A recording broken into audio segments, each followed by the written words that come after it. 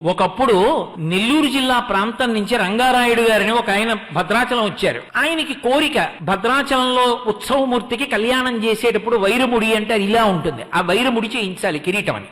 ఎలా? పాపం ఆయన దగ్గర డబ్బు లేదు, వైరముడి చేయించాలని కోరిక. ఆయన రోజు రామ రామ రామ రామ రామ రామ రామ అని రామచంద్రమూర్తితో ప్రార్థన చేసుకు పడుకునేవాడు. సీతారామ కళ్యాణం దగ్గరికి వచ్చేస్తోంది, కొన్ని నెలల్లోకి వచ్చేసింది. రామచంద్రమూర్తి కల్లో సాక్షాత్కరించారు. బెంగ పెట్టుకోపోయి, నీకు మీ తండ్రి గారు ఇచ్చినటువంటి ఇంట్లో మధ్య గది తవ్వు, అక్కడ 6 మణులు ఉంటాయి, ఆ 6 మణులు తీసి నాకు వైరముడి చేయించన్నారు. ఆయన తిన్నగా వెళ్లి వాళ్ళ తండ్రి గారు ఇచ్చినటువంటి ఇంటి మధ్య గది తవ్వించారు. 6 మణులు దొరికాయి. 6 మణులతో వైరముడి చేశారు. కంసాలులు అన్నారు, ఆ మధ్యలో ఒక్క మరకతమణి వేస్తే అందం వస్తుంది, ఆ మరకతమణి లేకపోతే ఇది పిడితే అందం రాదు అన్నారు. ఎక్కడొస్తుంది మరకతమణి? పాపం ఎలాగైనా సంపాదించాలని ఆయన భారతదేశం అంతా తిరిగాడు రంగారాయుడు గారు. ఆ 6 మణుల మధ్యలోకి ఇమిడేటటువంటి మరకతమణి ఎక్కడా దొరకలేదు. ఎక్కడా దొరకట్లేదు మరకతమణి. ఎలా?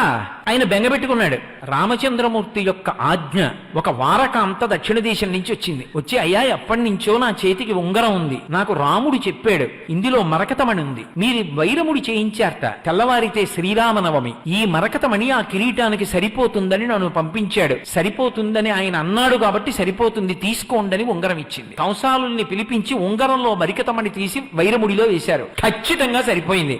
ఇప్పటికీ భద్రాచలం సీతారామ కళ్యాణంలో ఆ వైరముడే పెడతారు. అంత సత్యం. అందులో ఇంకా ఏమీ మీకు సందేహం అక్కర్లేదు. మహానుభావుడు పలుకుతాడు, గోదావరి తల్లి పలుకుతుంది. అందుకే వామాంకస్థిత జానకీ పెరిలి సత్కోదండ దండంకరే చక్రం చోద్భకరేణ బాహుయుగడే శంఖం శరం దక్షిణే బిభ్రాణం జలజాత పత్రనయనం భద్రాద్రి మూర్ధిని స్థితం కేయూరాది విభూషితం రఘుపతిం సౌమిత్రియుక్తం భజే.